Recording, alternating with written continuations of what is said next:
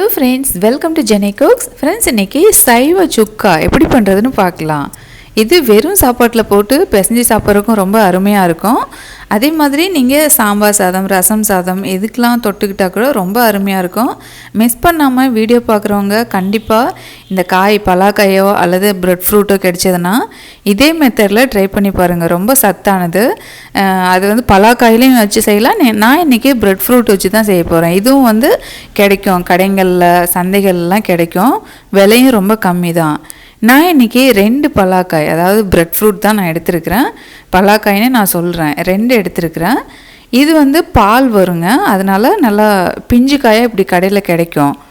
நல்லா கட் பண்ணிவிட்டு அந்த காம்பு பகுதி கட் பண்ணிவிட்டு தோலை சீவி எடுத்துருங்க. அதாவது சீவ முடியாது, கத்தி வச்சு நல்லா கட் பண்ணிக்கலாம். 2ஆக கட் பண்ணிவிட்டு அதுக்கப்புறமா தோலை கட் பண்ணி எடுத்துக்கோங்க. உள்ளே பாருங்கள், இப்படி தான் இருக்கும். கையில் லைட்டாக எண்ணெய் தடவிக்கோங்க. ஏன்னா இதில் பால் வரும். அது கையில் கொஞ்சம் நிறம் மாறும். உடனே கட் பண்ண உடனே இப்போ தண்ணி கொதிக்க வச்சுருக்கிறேன். அந்த தண்ணியில் கொஞ்சம் மஞ்சத்தூள், 1 டீஸ்பூன் கல் உப்பு போட்டு இதை ஒரு 10-15 நிமிஷம் நல்லா வேக வச்சு எடுத்துக்கோங்க.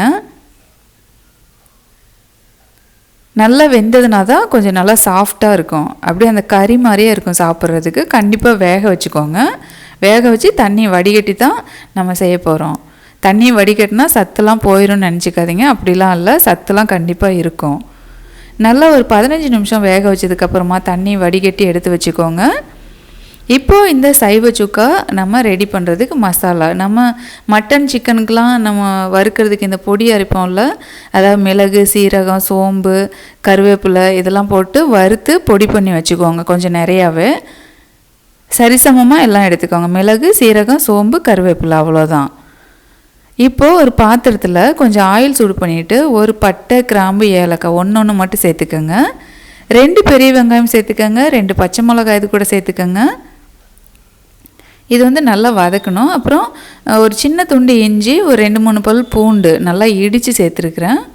இதையும் சேர்த்துட்டு வதக்கிக்கோங்க. இதே மெத்தடில் செஞ்சு பாருங்கள், ரொம்ப நல்லாயிருக்கும். இப்போ நல்லா வெங்காயம்லாம் வதங்கி வந்தாச்சு. இப்போ இது கூட மசாலா ஆட் பண்ணிக்கலாம். தக்காளிலாம் இது கூட 1 மட்டும் சேர்த்தா போதும், ரொம்ப அதிகமாகலாம் சேர்க்க தேவையில்ல.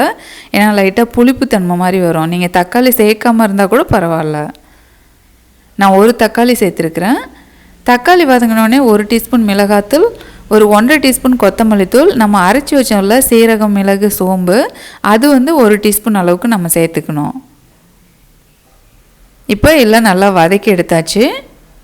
பாருங்கள், சீரகம், மிளகு, சோம்பு 1 அல்லது 1.5 டீஸ்பூன் சேர்த்துக்கோங்க. வேக வச்சுருக்கிற அந்த பலாக்காய் இது கூட சேர்த்துக்கோங்க. சேர்த்துட்டு நல்லா வதக்கி எடுக்கணும். இது கூட கொஞ்சமாக நல்லா வதக்கினதுக்கப்புறமா கொஞ்சமாக தண்ணி விட்டுக்கோங்க. ஒரு 50 ml மட்டும். உப்பு தேவையான அளவு பார்த்து சேர்த்துக்கோங்க. ஏன்னா நம்ம வேக வைக்கும்போது கொஞ்சமாக உப்பு சேர்த்து வேக வச்சுருந்தோம். ஒரு 50 ml மட்டும் தண்ணி சேர்த்துட்டு அந்த மசாலாலாம் நல்லா உள்ளே இறங்கணும், அதாவது காயில் இறங்கும். அந்த அளவுக்கு நல்லா குக் பண்ணி எடுத்துக்கோங்க.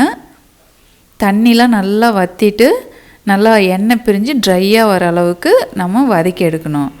அப்பப்போ கொஞ்சம் மூடி போட்டு கிளறி எடுத்துக்கோங்க. நல்லா வதக்கிட்டே இருக்கும்போது நல்லா ட்ரையாக அந்த சுக்கா பதத்துக்கு வந்துடும். அவ்வளோதான். இப்போ ஸ்டவ் ஆஃப் பண்ணிக்கலாம். ஸ்டவ் ஆஃப் பண்ணிவிட்டு மேலே கொஞ்சமாக கொத்தமல்லி இலையோ அல்லது கருவேப்பிலையோ தூவிக்கோங்க. இது கண்டிப்பாக ட்ரை பண்ணி பாருங்கள், ரொம்ப அருமையாக இருக்கும். அப்படியே சூடான சாப்பாட்டு கூட வச்சு சாப்பிட நல்லாயிருக்கும். ரசம் சாப்பாடு, தயிர் சாப்பாடு எதுக்கு வேணாலும் சைடிஷாக வச்சுக்கலாம். தேங்க்யூ.